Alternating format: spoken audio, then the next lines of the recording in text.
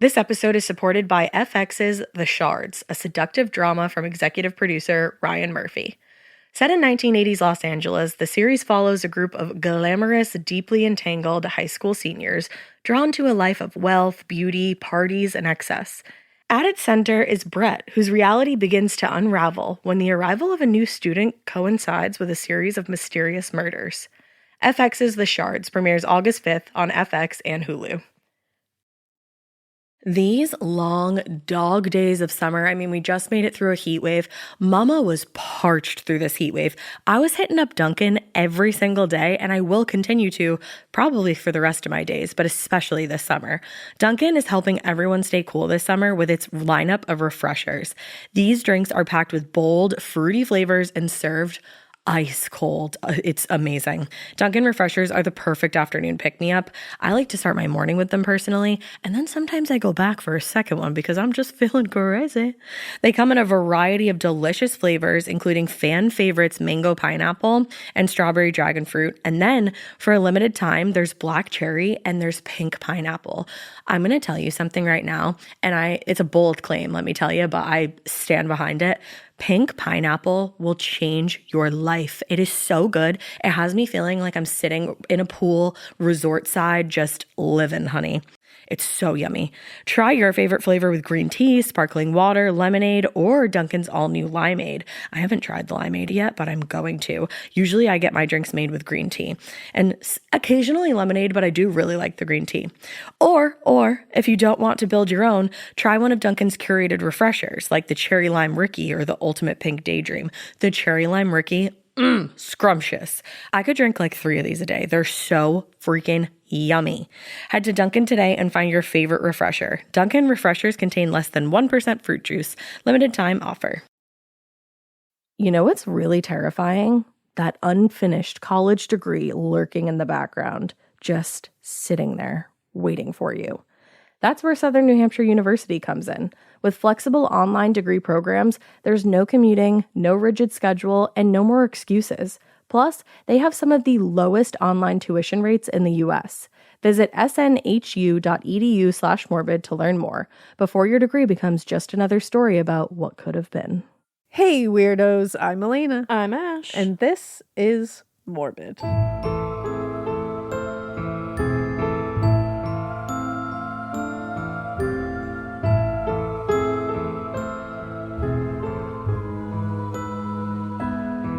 It's Morbid, and we got big news for you, baby. We do! We got new merch! Yay! And we actually like it. We love this merch. I'm so excited. We were so part of this merch. We were part of it. We were included. They took all of our feedback. It was crazy. Yeah, it was awesome. We didn't have a lot of experiences like that. Yeah. But no specifics, just no, in general. We really collabed. There's clothes, obviously, like there's shirts, there's sweatshirts. So comfy. Phone cases that are really high quality, might I say. I have one on my phone currently. And yeah, I love that one. There's pillows. I love the pillows so much, and everything, like all the sweatshirts and the t-shirts. One of the things that we told them, we said, we need these to be very soft, please. Yes, I want soft. And they're so soft. They are. So you can go ahead and buy that on the SiriusXM store. It's literally SiriusXMstore.com. Super simple. Yeah. And if you are an international listener, lucky you. We, one, because we envy you, but 2, because you can get our merch too. Yeah. You just have to get it at a different store. It's podswag.com. Yeah. PODSWAG.com. And it has all the same stuff. Yeah. So yeah. We got new merch. It's very exciting. And there'll be even more to come. Yeah, there's more to come. We're working on a couple things. Little dip. Drop. Yeah, there you little go. Drip drop. Raindrop. Drop top. Morbid just released merch in their shop. I like that a lot. Thanks. Mikey on the ones and twos. Obsessed. And then we're obviously still going to be at Radio City on June 27th. They haven't gotten rid of us, so they haven't decided that they wanted to put like an actual professional up there. They're still allowing us to come. It's crazy. So get tickets to that. Get them on Ticketmaster, please, because that's the only place that we said, yes, that pricing sounds good. Yeah, anywhere else, like, whoop, don't know. And Debbie's going to teach us a tap. Hell yeah. We actually need to order tap shoes. Yeah. And it's going to be a lot of fun. It's one night only. Get your tickets. Specialized merch. This is it. Specialized merch for that night. It's going to be a lot of fun, too. We have a fun theme that we'll let you guys know about soon. Mm-hmm. And my God. Do it. I ordered a dress from I won't say the site, but a sketchy site, and I just hoped for the best. Oh, no. I got it yesterday, and it has, you know, like the, like we both had them on our wedding dress, those like really pretty buttons. Yeah. It has those on the back and also the front. They weren't supposed to be on the front. I said, who is responsible for this, and why did you send it to me? The quality control was not there. No, and the buttons are like not in a row at all. I was like, what the fuck? Damn. Yeah, so that'll be going to You got like Savers. the Wish version. Yeah, I sure did. I was like, the dress looked great online. Yeah. But I was like, I've never bought from here before. Like, should I try it? You never will again. I will not. Actually, it's a place you got something, though. Oh. That was great. So it must just be like a hit or miss. Luck of the draw, yeah. Yeah, some places be like that. Sure do. You know? So now I have no idea what I'm wearing because the other dress from a completely different website that I ordered, which I also won't name, came with like a chemical fucking stain on it. It was like tulle, and there was just like a hole in the tulle. I hate and it was like weirdly frayed on the edges. I was like, what? So I gotta find a reputable store. Yeah, you do. Anybody want to dress us? Yeah, there you go. Gucci, I'm looking at you. You're listening, right?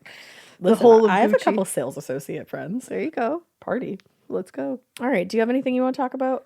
You should pre-order the Butcher Legacy. It's coming up That's soon. still coming out as well. And that's like the countdown is on. Yeah, the countdown is on. And it's pretty much the final countdown. It'll be out August 11th.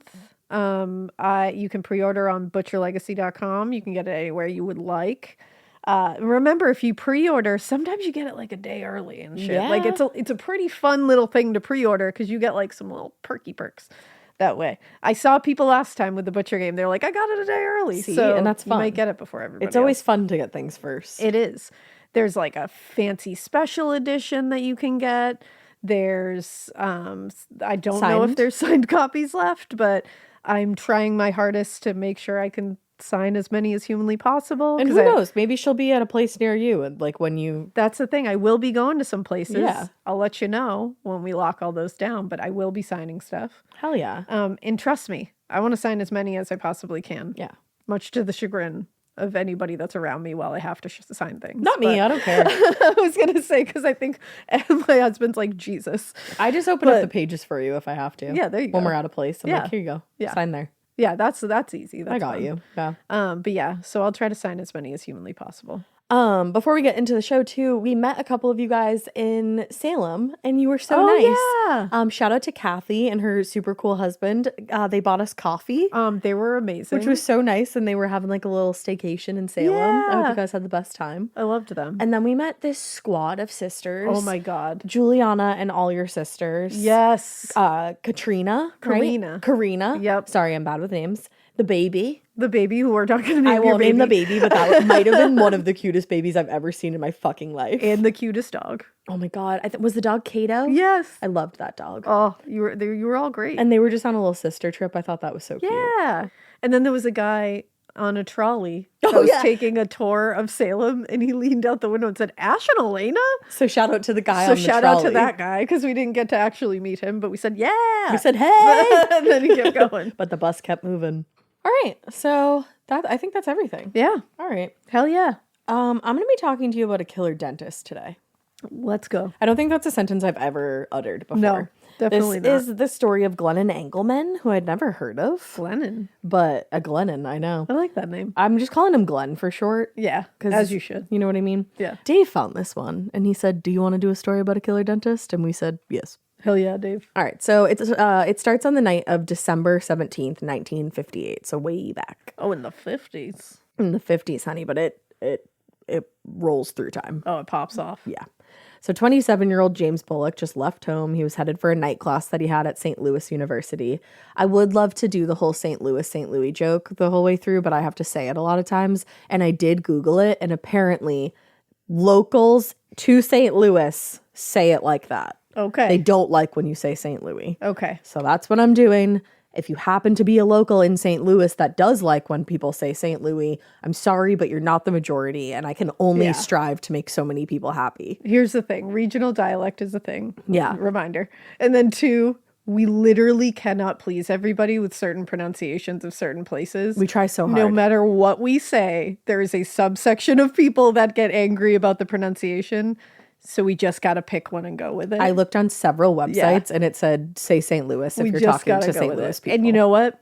There's bigger problems in the world, bigger than St. Louis or St. Louis. It's true. Being pronounced one way or the other. It's true. So just reminder. Thank you. You're welcome. Thank you for having my back on that. Yeah. There's bigger problems. So James was headed to his night class at St. Louis University, but the next time anybody saw him, he was being chased through the city by an unidentified gunman. What the fuck? Yeah, that it escalated so quickly. Wildly, exponentially. Yeah, it's about to escalate even more because a little past 7:30 p.m., Paulie Tullio was driving on Fine Arts Drive near the City Art Museum when he came upon a very unexpected sight in the middle of the road. Illuminated by his headlights, he said he saw a, quote, stockily built man wearing a brown hat and a dark topcoat standing over another man on the ground, pointing a gun at him. Holy shit. Yeah. When the lights of the car crossed over the stocky man, he fled down a side street and just disappeared into the night. And this is 7:30 at night? Yes, a little past 7:30. So just as Tullio got out of the car, another passerby, Dan Holmes, stopped, and both of them ran to see if they could help the man lying in the middle of the street. And when it was clear that he was badly injured, Dan ran to the art museum to find a guard to call the police. He was still breathing when he was discovered in the streets by the two drivers, but James Bullock couldn't speak, and he died just as he was being loaded into the ambulance. He was young. Very young. Now, as the closest officers to the scene when the call came in, detectives John Vining and Phil Dwyer were dispatched to the art museum, and they were stunned by the condition of this victim. By the time they arrived, James was a bloody mess. He had 2 bullet holes in his head and 1 in his shoulder. And in addition to the 2 small caliber bullet wounds in his head, there were also 6 tiny wounds in his chest, which suggested that he'd been shot by a shotgun. Holy shit. And it also looked like somebody had struck him with their car and run over both of his legs. Oh my God. Like, talk about overkill. This poor man. A quick search of his body produced his wallet, which still had a $20 bill inside, and he was wearing his gold wedding ring. So the detectives were like, okay, this doesn't really seem like a robbery, but what the fuck is this? Now, just behind the art museum, they were able to locate his green Plymouth, and the driver's side door was still open, and the car was actually still running. Inside, they did find blood evidence, so that suggested that he had been shot one time inside the car, and then was able to, he got out on foot and ran in the direction of where he was found on the street. And there was literally a blood trail in the snow from the car to the road. Holy shit. Yeah. Other than the blood in the car and his body on the street, though, there really didn't seem to be any additional evidence. And remember, this is the 50s, so like, there's not a whole bunch that they're doing at that crime scene. But the most puzzling thing to the detectives were the 3 distinctly different injuries that he had suffered. Yeah. Whoever shot him in the head and shoulder was obviously, or at least most likely, the same person who shot him in the chest, but they weren't sure yet if it was the same person that had run over his legs or if that happened afterwards and maybe it was an accident or something like that. So they hoped that his family could provide some insight into what had happened here, and they started with his wife of only 6 months, Ruth. Oh. I know. Not wanting to shock her or imply anything super nefarious, they just said that James had been killed in an accident, and they left out a lot of details. According to Ruth, he occasionally drove through Forest Park on his way to the university, so that's why he was in that area that night. But unfortunately, other than that, there wasn't a lot that she could tell them. So rather than subject her to the horrible state that her husband's body was in, the identification was done by James's aunt Geraldine, who had been taking care of him since he was young because both of his parents had died. Oh. This is such a tragic situation. And it's like, which is worse? I know. I know. My goodness. Now, the next morning, when the news about the murder hit the papers, a man named Lester Rodwald came forward, and he told police that he was the one who had run over James's legs accidentally. According to him, he said he was on his way home from classes at the university, and as he drove around the corner, he saw a man standing in the road waving his arms. But by the time he processed what was happening, it was too late to hit the brakes, and even though he tried to swerve to avoid hitting James, he still fell, and that was when Rodwald ran over his legs. Oh, man. Yeah. It was clear that obviously he should have reported this when it happened. Yeah. But you should always report that. Yeah, but it was an accident, and he was ruled out as a suspect. Okay. Now, Louis Gola, who had been driving a few yards behind Rodwald that evening, confirmed the story too. He said he also saw that man waving his hands in what he thought was an attempt to flag somebody down. And he said he also caught a glimpse of a second man who either appeared to be with Bullock or chasing him. He wasn't quite sure, which I was like, I feel like that's a pretty clear distinction. Yeah. But I don't know. He said the man was of average height. He was wearing an old trench coat and a hat, and it was pretty difficult to describe his appearance other than that. As he passed the two men, though, Gola said that it appeared the second man was saying something to James, but he couldn't make out the words. And he did notice that the man had what looked like blood on his face, and in his hand, he was either holding a gun or a club. Whoa. Most likely a gun, given what we know. Yeah. Now, aside from a few witnesses who had seen the second man, there was also a report of a strange incident that occurred shortly before James was killed. Jerry Wilmering, who was parked by the school with his girlfriend just about 2 hours before the shooting, he told police that a man ran up to their car out of the darkness and out of just like nowhere and tried to get into the vehicle. Oh, fuck that. Shouting, "I'm not the one, I'm not the one." Yeah, I'm not the one either. You're not getting in this car. That's basically what Like, Jerry told the man. He got out of the car and they kind of just like fought briefly before the man ended up running away, and Jerry and his girlfriend just drove home like, what the fuck just Jerry happened? is also not the one. Jerry is not the one. Yeah. So with not much else to go on, the detectives turned their attention back to Ruth Bullock, hoping that she might be able to fill in any kind of the missing information. And according to her, the couple had met about 9 months earlier. They dated for a pretty short time, only 3 months, and then they were married. But she insisted they had no marital problems and they were absolutely happy, she said. She couldn't think of any reason why somebody would have wanted her husband dead, and she couldn't think of anybody who he'd even fought with recently or had any kind of issue with at all. Damn. Now, at first, she seemed every bit the devastated new wife that you would expect in this situation. But the more investigators spoke with her, the more complicated the entire picture of their life together got. Oh. Because it turned out that Ruth had previously been married to Dr. Glen Engleman, a dentist that she met while he was still in dental school. They were married in 1953, but there were problems in that relationship from the start. The biggest thing being that, I don't know why this is coming up so often in stories lately, although he was a married adult man, he refused to move out of the home that he shared with his mother. Is this like an epidemic? I think it might be. It's like the male loneliness epidemic, but it's like the male loves his mama too much epidemic. Like, what is going on? Now, not only would he not move out of the house that he shared with his mom, but he also wouldn't let Ruth move in with them. Okay. Which is weird. So instead, Ruth just like shared an apartment with several other young women who she was in dental school with. And she and her husband would see each other at night and then just go their separate ways. My stomach, even your stomach was upset about that. My stomach just was like, no, absolutely not. Your stomach said, what? So after about 3 years, Ruth had enough of this, and they divorced. She insisted that they parted on good terms. In fact, nothing changed, really. Yeah, honestly. We were living together to begin with. Well, that's the thing. She actually still continued to see him pretty regularly. Oh. He cleaned her teeth still. Sometimes he gave her money, and they occasionally slept together. So it was pretty much just like their marriage, but it just wasn't official anymore. Okay. He also even cleaned her new husband's teeth just a few weeks earlier. This is getting really weird. Imagine your new husband, your old husband cleaning your new husband's teeth. Like, that's a little bit messy. No. It's kind of giving Reba. It is. You know what I mean? I love that show. Single mom who works too hard. Who loves her kids and never stops. So Ruth offered this information up freely to the detectives. Like, she was like, yeah, I still slept with my ex-husband, like, from time to time. And, like, him and my new husband got along, cleaned his teeth. Okay. I don't know if James knew that she was still sleeping with her ex, but... Yeah.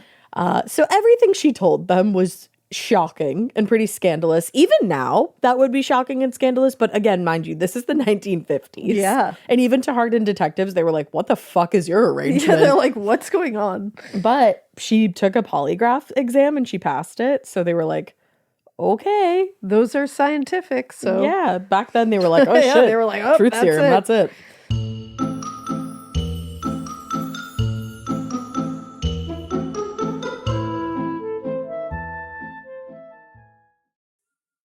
Getting scared is one thing. Getting a thrill is, well, you want more of those in your life. The Genesis GV70 is built to thrill, baby. A thrilling yet elegant design always makes driving the GV70 an exciting adventure. Its powerful athletic stance screams performance and turns heads. Everybody's looking at you, girl, or boy, or whoever. Command the road and experience a class-leading standard 300 horsepower. Oh my God. Plus, discover the different dynamic drive modes for all different terrains. Choose between the different terrain modes for whatever road conditions you may encounter. The Genesis GV70's award-winning technology and performance lets you drive with comfort and drive with confidence all at the same time. It's an exciting SUV with intuitive tech that can make your ride smooth even when the road isn't. And its blind spot cameras allow you to see what's next to you. It's like having eyes on the side of your head. That's pretty iconic. Its performance, by the way, is measured not only in power, but in how it makes you feel confident, sexy. The Genesis GV70. Learn more at genesis.com and feel the GV70. This episode is brought to you by SoFi, the all-in-one finance app where you can bank, borrow, and invest all in one place. Let's talk about bank accounts for a second. The average bank savings rate is 0.39% in interest. You're earning pennies on your savings, and it doesn't have to be that way. But with SoFi's high-yield checkings and savings, the money barely making moves sitting in your savings account can earn over 8 times the national average savings rate with eligible direct deposit. No account or overdraft fees. We love transparency. You can get your paycheck up to 2 days early, plus get up to a $300 welcome bonus when you sign up with eligible direct deposit. Sign up for SoFi checking and savings at sofi.com/morbid. SoFi checking and savings is offered through SoFi Bank NA, member FDIC. Terms apply. Every good detective needs a partner to support them on important cases. Think of a State Farm agent like your sidekick, there to help you along the way in your search for coverage. State Farm can help you choose the coverage you need, whether it's for your home, car, boat, or even RV. With so many options, it's nice knowing you have help finding what fits for you so you can get back to solving all of life's bigger cases. Go to statefarm.com or use the award-winning app to connect with a local agent and get a quote. Like a good neighbor, State Farm is there.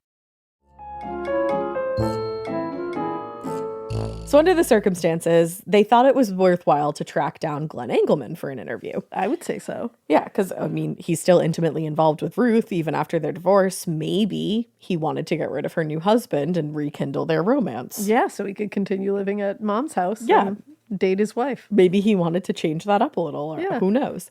Unfortunately, though, when they did catch up with him, he would not talk to them. No. Yeah. At a later Because corners... Mom said no. His mommy probably did say Yeah. no. I actually don't really know anything about his mommy, but I mean, other than I she know- was I know hopefully enough. disappointed. I know enough. Well, at a later coroner's inquest, he said, as a result of advice I have been given by my counsel, I feel I may incriminate myself. Oof. Which I was like, why? We're like, wow, that's not guilty talk at all. Yeah. So that made him look pretty fucking suspicious, but Yeah. apparently he did have an alibi. Well, shit. Thomas Johnson, a friend of his, told detectives that he visited Engleman at his office around 7:15 p.m. on the night of the murder. So, like, I mean, he was discovered right around that time. 15 James minutes. was, yeah. He said the two had stayed at the office until around 9 p.m. just chatting.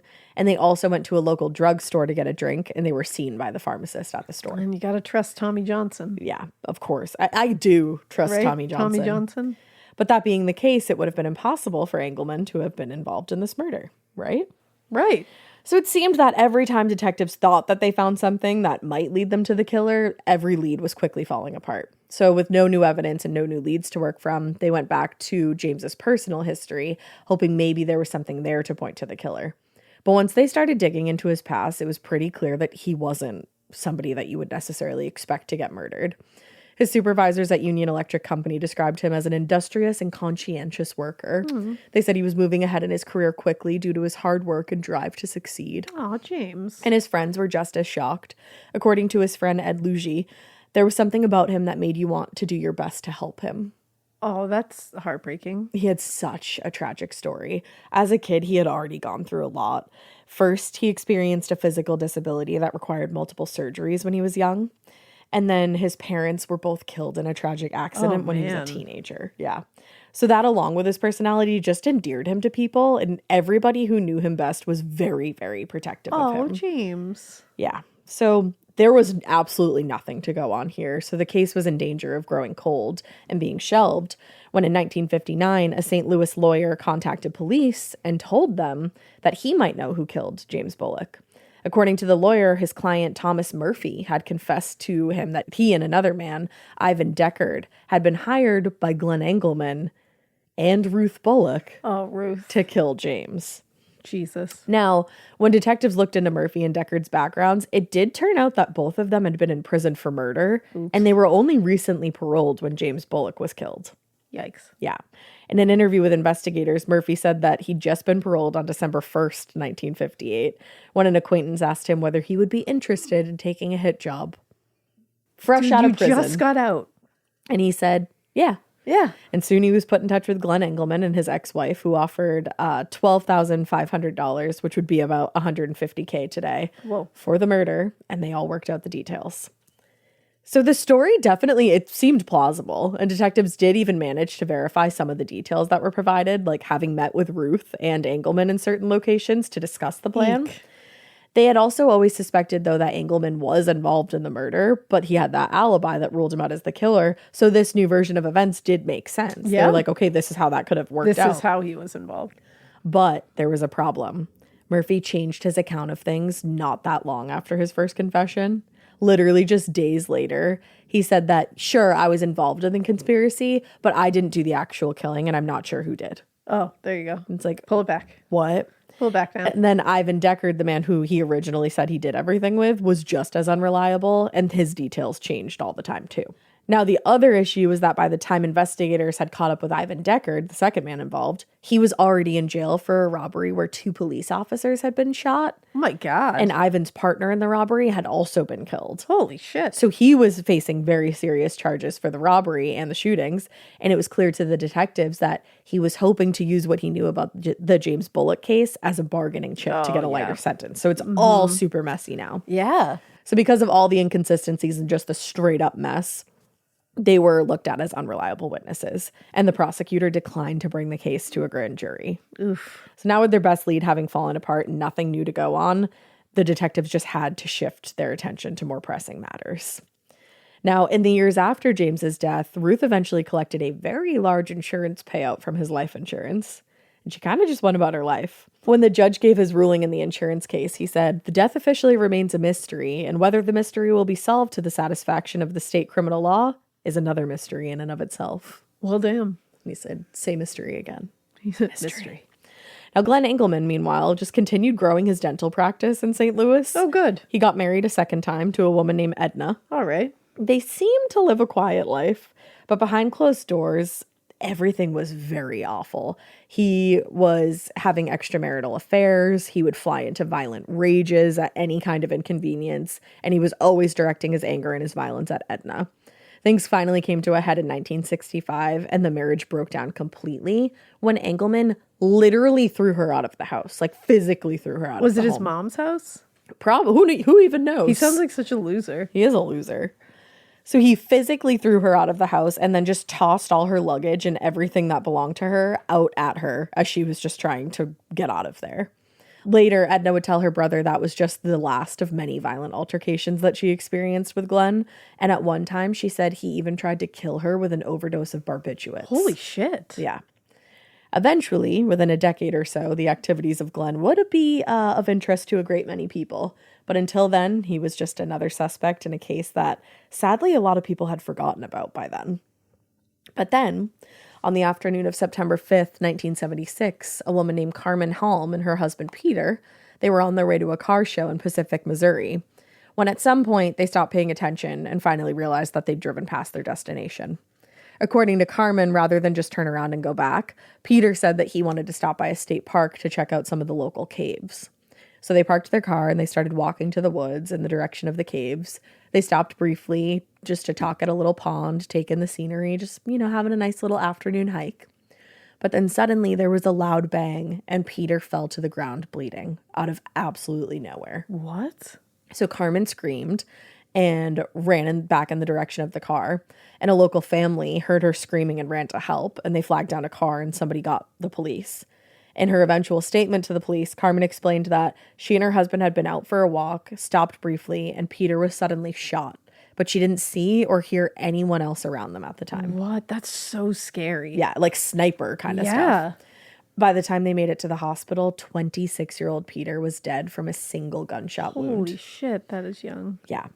Now, back at the park, crime scene technicians searched around the woods and found a 6mm hunting rifle with a telescopic sight buried under a large pile of leaves, just about 50 yards from where Peter had been discovered. They found one spent cartridge on the ground, and it had obviously been discharged from the chamber. And the bullet itself had gone through Peter's body, so they didn't have that to match with the gun, but the caliber matched the wound, so it seemed that that was the rifle used. And the fact that there was a rifle buried like 50 yards away. Killed. Yeah, exactly. So in a press conference with reporters, lead detective George Ice urged journalists not to jump to conclusions about the death. According to Ice, there was a strong possibility that the shooting was accidental.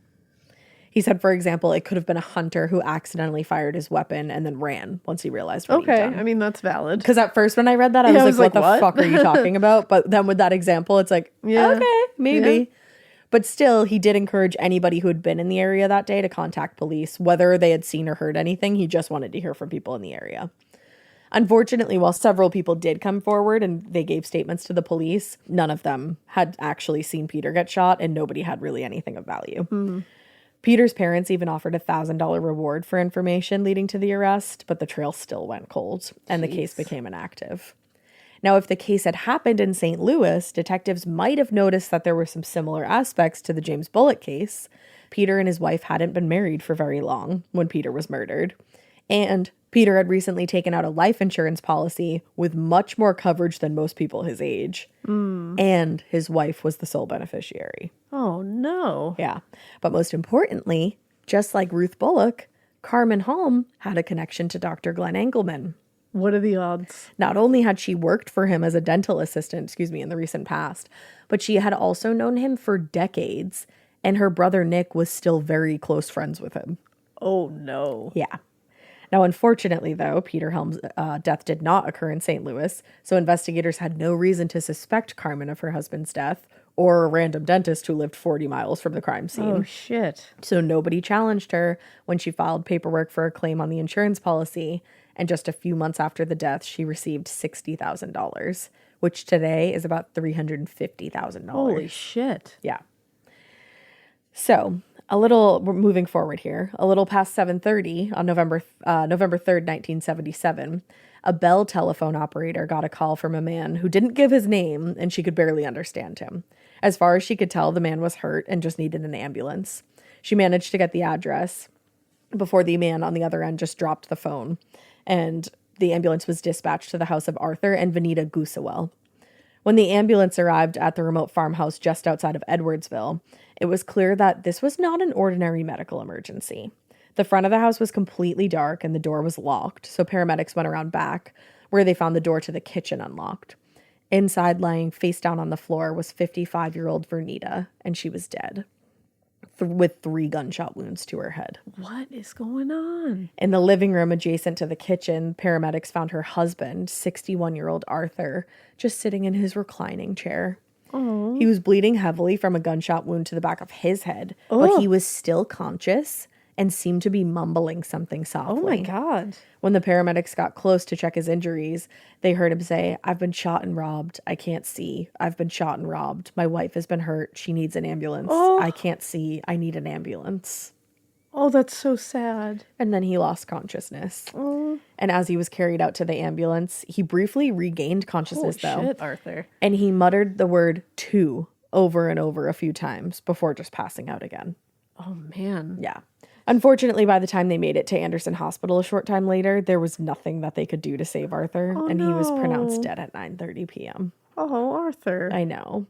Now, when they arrived at the scene that night, investigators from the Illinois Department of Law Enforcement suspected a robbery gone wrong. Arthur clearly said they'd been robbed, and from the sound of it, there had been two men. That's kind of what they thought the 222 was. Yeah.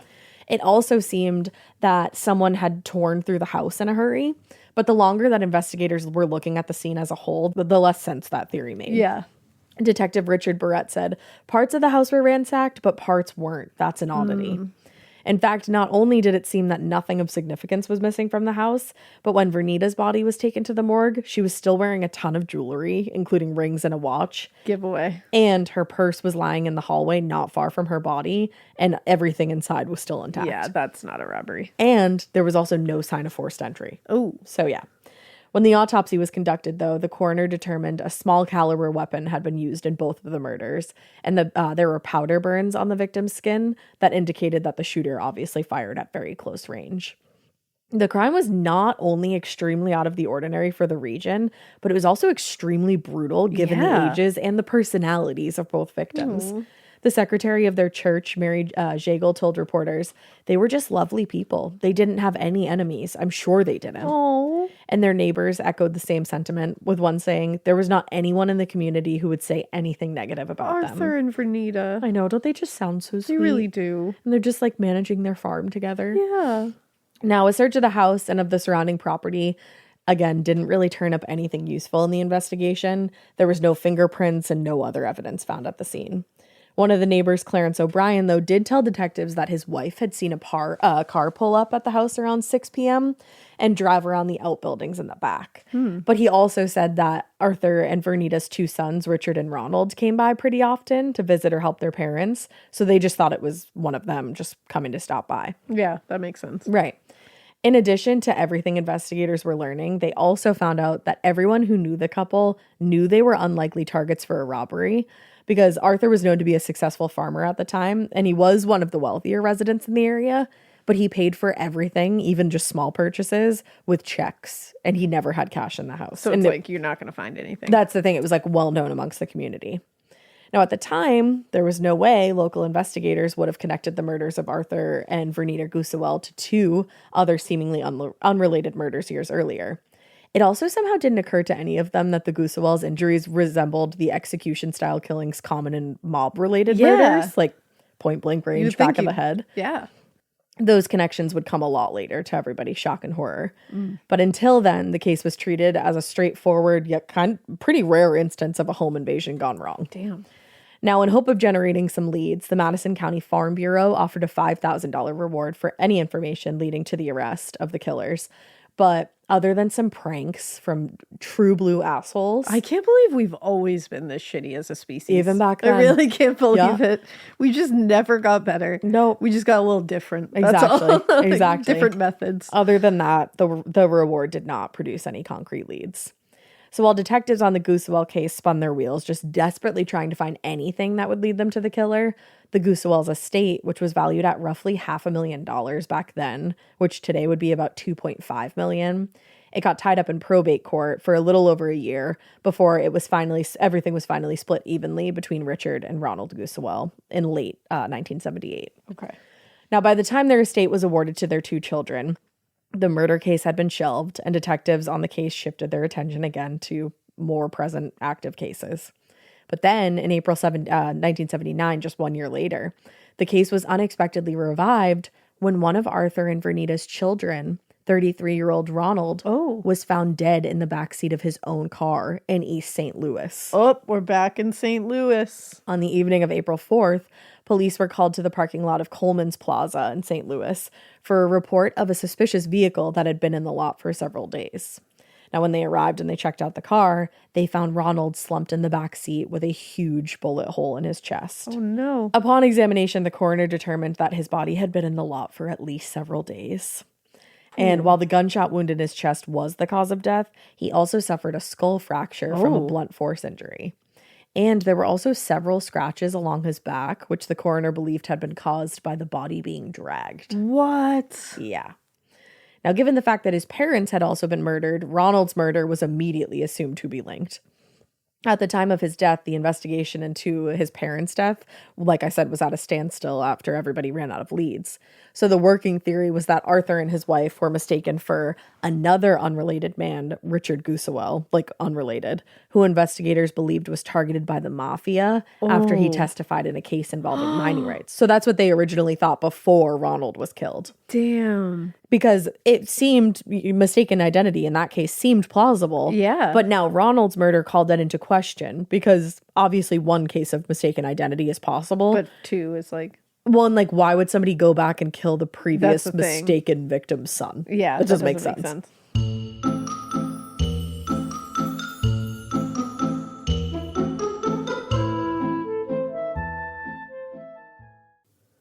You know that feeling when you come home late from work and those puppy dog eyes just pierce right through your soul? Or when you're packing for a trip and your cat refuses to leave your suitcase? Yeah, we've all been there.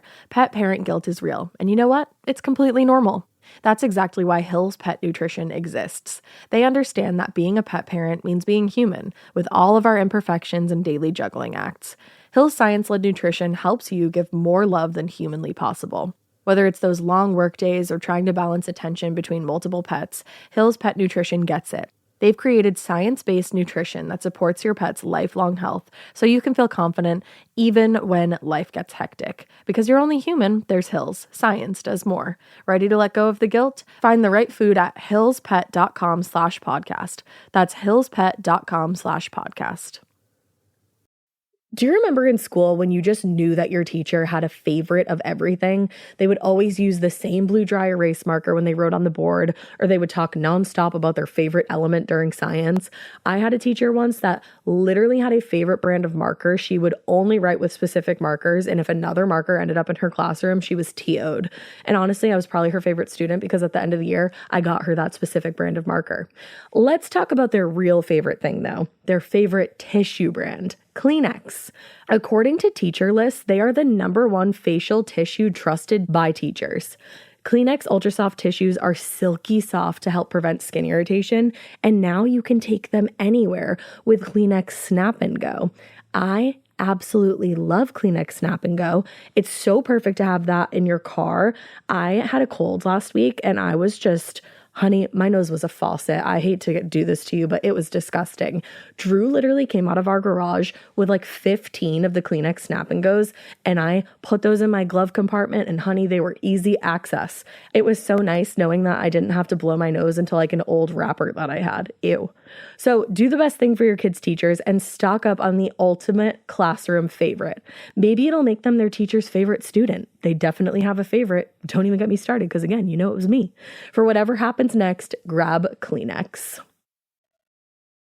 The best summer pieces are the ones you end up wearing on repeat. Comfortable, versatile, and somehow right for almost every occasion. Quince makes it easy to create a summer wardrobe that you'll love, with elevated essentials made from premium materials like European linen, organic cotton, and washable silk, without the traditional retail markup. I love that! Quince's 100% European linen pants, dresses, and tops are the pieces that you absolutely will reach for all summer long.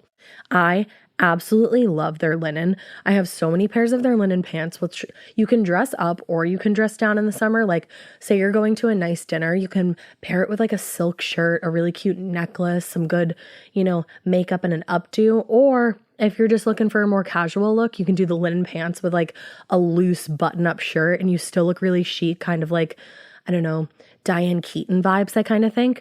Also, it's not just apparel.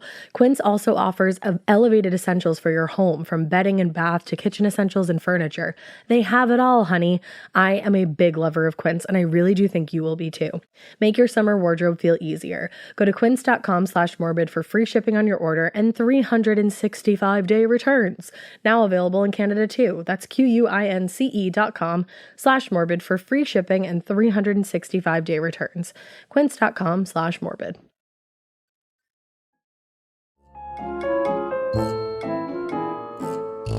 According to his wife, Barbara, Ronald was last seen by his coworkers at the Amoco oil refinery on March 31st around 11:30 p.m. They apparently chatted briefly in the locker room as Ronald was headed home, but when he still hadn't returned home 4 hours later, Barbara reported him missing. When his body was discovered, his wallet also appeared to be missing, but there was no other evidence collected at the scene, and there was not a single witness. Oh, shit. Now, later that month, a man named Andre Jones confessed to killing Ronald Goodsell. Oh. He had been arrested and pleaded guilty to the murder of 3 people in East St. Louis, and he was awaiting sentencing when he made his confession here. And he also confessed to the brutal murder and robbery of a young couple earlier that same month. The fuck? He was facing the death penalty in the robbery homicide, and it's likely that he offered up the other confessions to try to get a lighter sentence. Oh, okay. But just like in the other cases, if detectives had been aware of the connections between the victims and a certain St. Louis dentist, Oh my God. the murder of Ronald Goodsell and his parents might have made a lot more sense. But they had no way of knowing that Ronald's wife, Barbara, had known Glen Engleman for nearly 20 years. What is going on? And, like the others, Engleman offered up a way to help her get access to the Goodsell's money a lot faster than just waiting for nature to take its course. Ladies. They didn't know that. Oh no. So instead, detectives focused on Andre Jones and started looking for evidence that confirmed his confession. Now, back to Glen Engleman. Yeah. By the late 70s, he was on his 3rd marriage to Ruth Whoa. Jolly, and things were starting to fall apart. Engleman was just as abusive to her as he had been to his previous wives, and Ruth tried several times to leave him, but he wouldn't agree to a divorce, and at that time, it would have been pretty impossible for her to strike out on her own and maintain the same life. And she had a young son as well, so she tried to stick with it, but sometimes her husband said things that absolutely terrified her. He talked about killing people or having people killed. His ex-wife's new husband outside the art museum in St. Louis, he said. A man in the woods outside Pacific. Oh. And even 3 members of a family in Edwardsville. Oh. Any of that sound familiar to you? Sure does. The thing was, though, these stories always seemed to involve women that Glenn had been involved with romantically in his past, and Ruth started to wonder if he had maybe been having an affair throughout their marriage, or multiple affairs. Probably. But unfortunately, it was even worse. He probably was having affairs, but I think that there was also more to some it. Even worse shit. Exactly. Now, in the late afternoon of January 14th, 1980, a woman named Sophie Marie Barrera left her dental laboratory a little before 5 p.m. It was a pretty ordinary day as far as anybody could tell, except this afternoon, when she put her key in the ignition and turned it to start the car exploded into a ball of flames, instantly killing Sophie in the blast and shattering the windows of the surrounding buildings. Oh. When emergency responders arrived a short time later, there was no attempt made to save Sophie because, according to Sergeant Thomas Casey of the bomb squad, the lower part of her anatomy was destroyed. Holy She shit. had been killed instantly. Her death was a surprise to everybody she knew, to say the absolute least. But when detectives arrived at the lab that afternoon to start their investigation, eerily, it seemed like Sophie had expected something like this might happen to her. What? Sitting by the phone in her office, detectives found a pad with the police emergency number written down on it, and call logs would later reveal that she called that number earlier in the day, but had hung up. Oh. Yeah. Also, her son Frederick told investigators that his mother had said something a few days earlier, indicating she thought she might die in an explosion. What the fuck? In fact, in March of the previous year, police had been called to her home when she found a bag full of dynamite and an electric detonator beside her home. What? Earlier that day, a local boy had seen the bag and opened it up to look inside. Ugh. And when he didn't find anything that was Just dynamite. interested in him, he walked away. And he left the bag open, which luckily exposed it to rain. So when the bag did explode a short time later, it just scorched the outside of the garage. Holy but it didn't. shit. It could have absolutely blew up the house. Absolutely. Now, it was quickly determined that the bomb placed in Sophie's car was very similar to the one that had been found at her home just a year earlier, and that both were created by the same person, and both devices demonstrated a, quote, apparent high level of skill. Holy shit. Yeah. So when detectives looked back at the earlier investigation into the bomb at the house, they concluded that Sophie may have known her killer and maybe hadn't been entirely forthcoming in previous interviews. Thomas Casey said, personally, I thought there was more she could reveal. A lot of innuendos were made on her part, but we were unable to substantiate a lot of them. I think out of fear. I think she was scared. Now, as you might imagine, she had a connection to a certain dentist in the area. You don't say. At the time of her death, she was involved in a lawsuit with local dentist Glen Engleman. Oh, Jesus. He owed her a little over $14,000 for work that was performed by her lab, and he was refusing to pay it. He's such a piece of shit. He really is. Also, look up a picture. Oh, yeah. On the night of her murder, detectives interviewed Engleman for more than 3 hours, but told reporters that they weren't seeking warrants for his arrest at that time. They did indicate that he refused to take a polygraph, though, and that they were planning on following up with him in the days that followed. Doesn't he look exactly like you thought? No, actually. Worse? Way worse. Really? Because I'm thinking, like, he's getting all these women to do things and, like, having affairs and marrying several women. Yeah. What? What? Yeah. I think money had a lot to do with a lot of this. Wow. I think a lot of it was just money, money, money. Yeah. Now, as far as Sophie's son was concerned, his mother's death likely had something to do with the lawsuit against Engleman, which was scheduled to be heard in County Circuit Court days after Sophie was killed. Holy shit. Now, not long after the murder of Sophie Barrera, Ruth Jolly, Glen's wife at the time, finally came to the conclusion that all of the things her husband had told her about the previous murders were very likely true. So in late January, after becoming frightened for not only her own safety, but her son's, Ruth went to the police and she told them about everything she suspected her husband to be involved in. Not only did she think Glen murdered Sophie, but she also believed that he had killed Peter Halm and several other people. He is so scary. He's terrifying. Now, at first, federal investigators were kind of skeptical of her story, but at the same time, they had to admit she did seem to know a lot of details, a lot more than the ordinary person. So they asked her if she would be willing to wear a wire and record her conversations with her husband. And she agreed. Which, like, Yeah. that's so brave. I was going to say that, yeah. That's that really is. such a scary situation to get yourself into or to have to be involved in.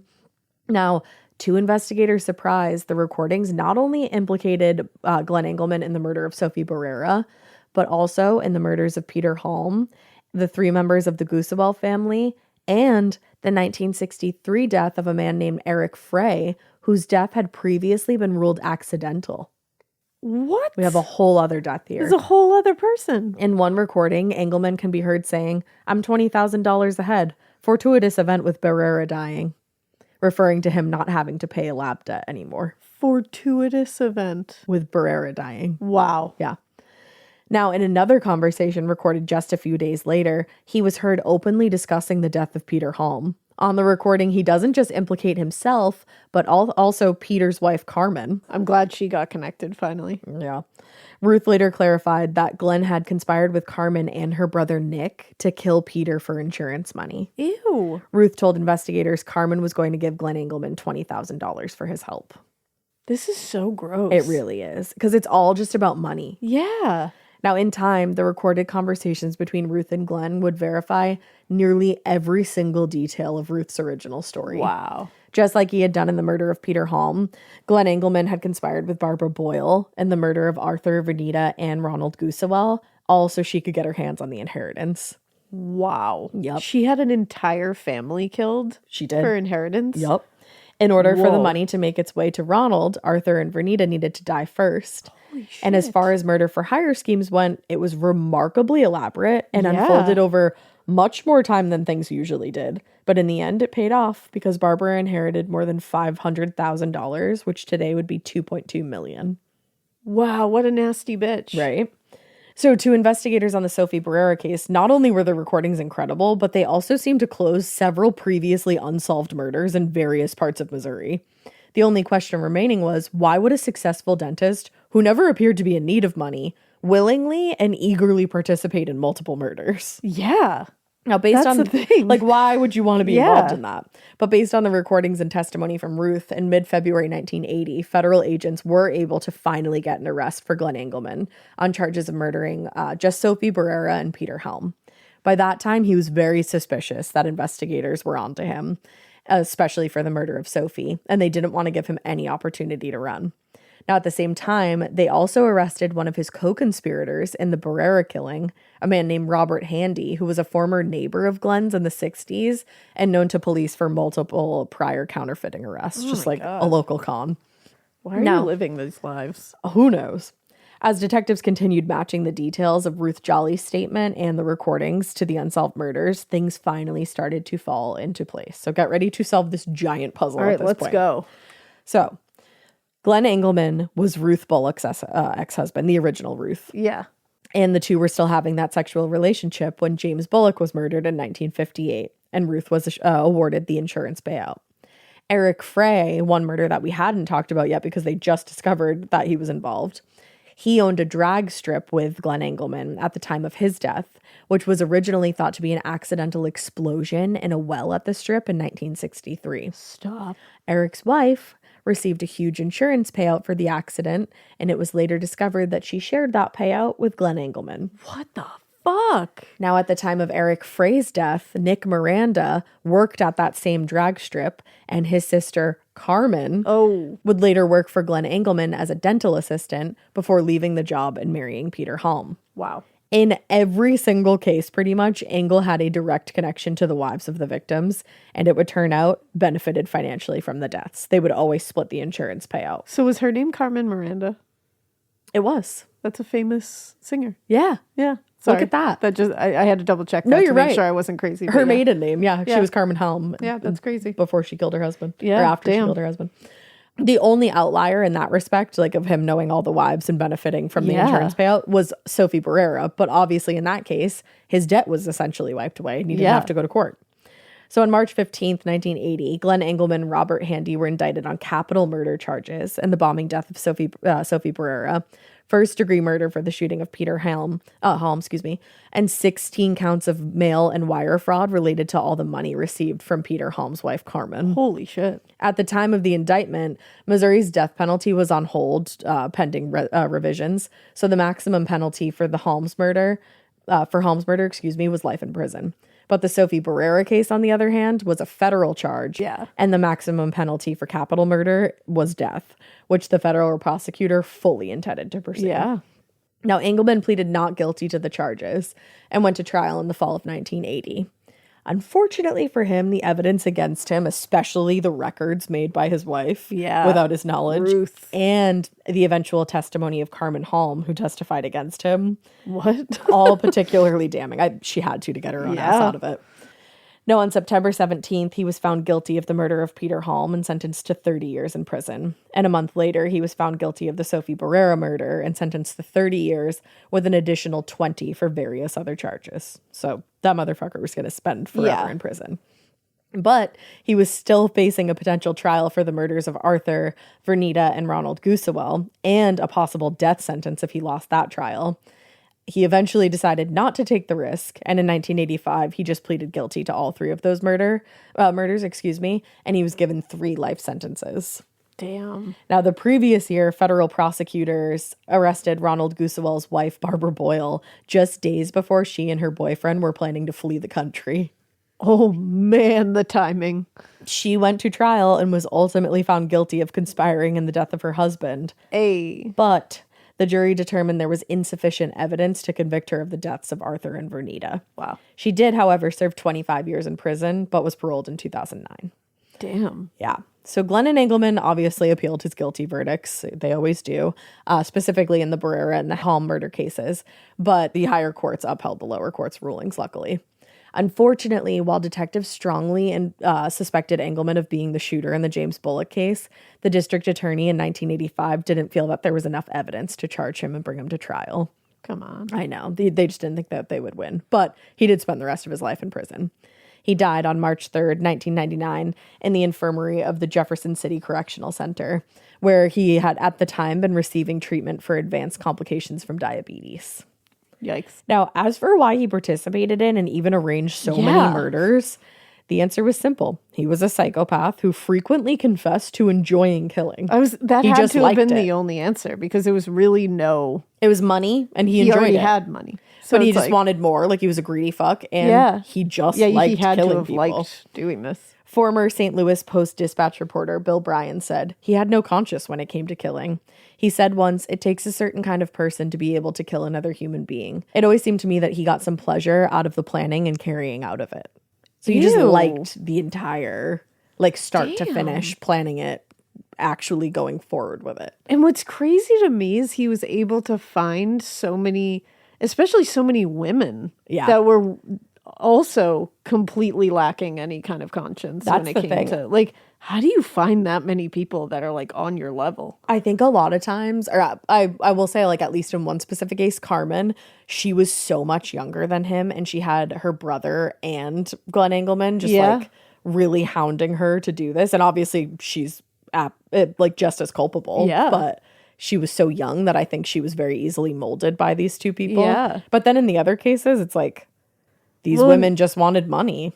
Yeah, I just don't I don't understand how he was able to find so many people that were willing to just be rotten with him. Yeah. Like, that's just crazy. Well, and it's sad too that a lot of them really weren't, like, they didn't face any justice. Yeah. Really, you know what I mean? It's crazy. It really is a crazy, complicated web.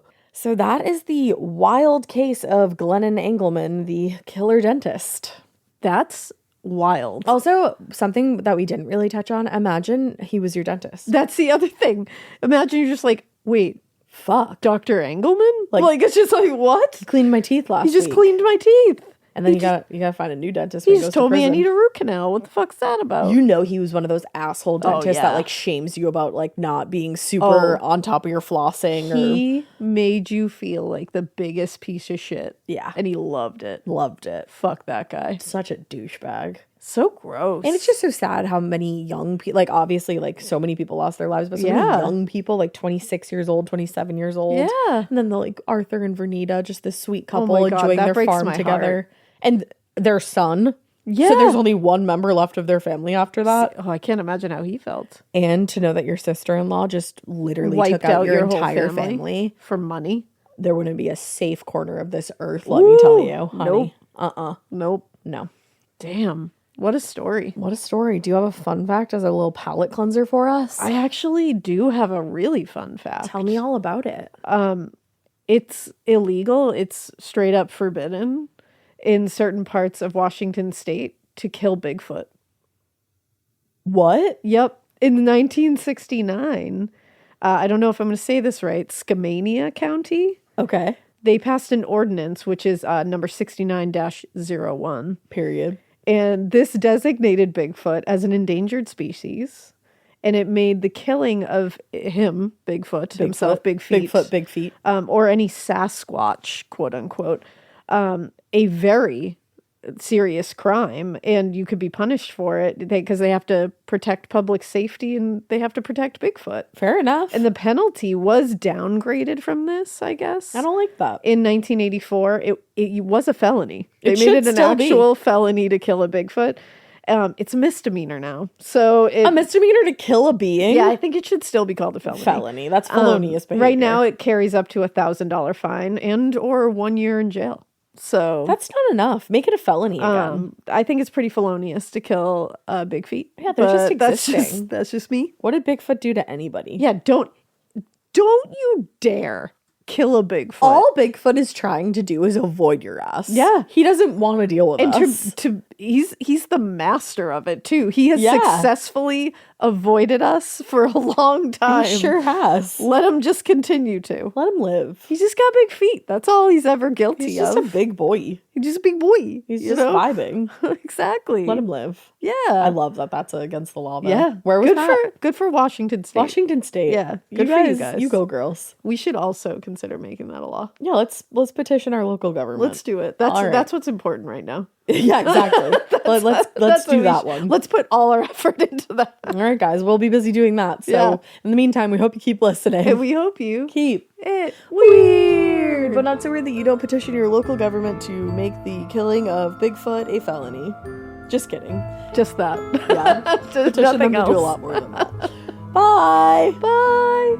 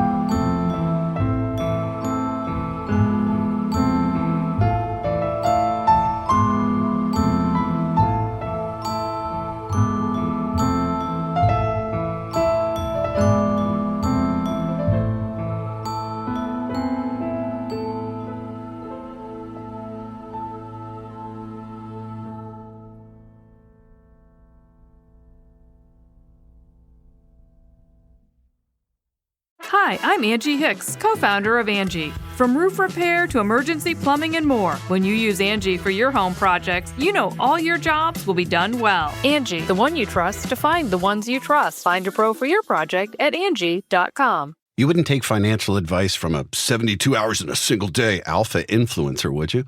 Same goes if you're in a car accident or any accident. Who you choose matters. That's why Morgan & Morgan exists. They're the largest injury law firm in America, and they've built a reputation by actually winning cases, not just talking about it. Over 1,000 lawyers across all 50 states and $30 billion recovered. Injured? Go to forthepeople.com/podcast. That's forthepeople.com/podcast.